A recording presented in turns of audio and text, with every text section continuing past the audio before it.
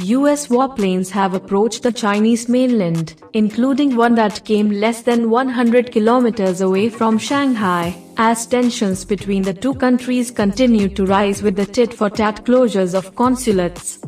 A P-8A Poseidon anti-submarine plane and an EP-3E reconnaissance plane entered the Taiwan Strait, flying near the coast of Zhejiang and Fujian on Sunday, according to the South China Sea Strategic Situation Probing Initiative, a Peking University think tank.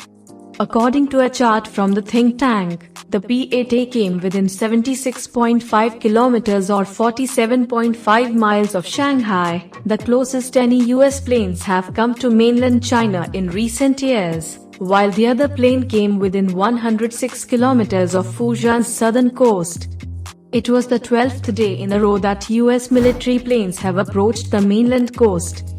The P-8A's approach to Shanghai came after Beijing had ordered the US consulate in Chengdu to close by 10 am on Monday in response to the closure of its consulate in Houston last week. On Thursday, the South China Sea Strategic Situation Probing Initiative released a scratchy audio recording of what appeared to be a warning from the Chinese Navy to a US military plane to change course or be intercepted. The think tank said the audio had been captured by a radio amateur that morning.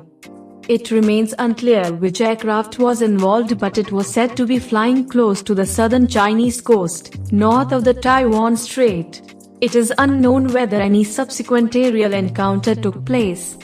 At the moment, the US military is sending 3 to 5 reconnaissance aircraft each day to the South China Sea, the think tank said, adding the US military planes have come unusually close to mainland airspace several times since April. In the first half of 2020, with much higher frequency, closer distance and more variety of missions, the US aerial reconnaissance in the South China Sea has entered a new phase. According to its statistics, US planes made a record 50 sorties over the South China Sea in the first 3 weeks of July, a time when both countries' armed forces were conducting training exercises. The project's director Hu Bo said the frequent encounters between US and Chinese ships and planes raised the risk of clashes, although he said the chance of this escalating into a large-scale conflict was small. Thank you everyone for watching this video.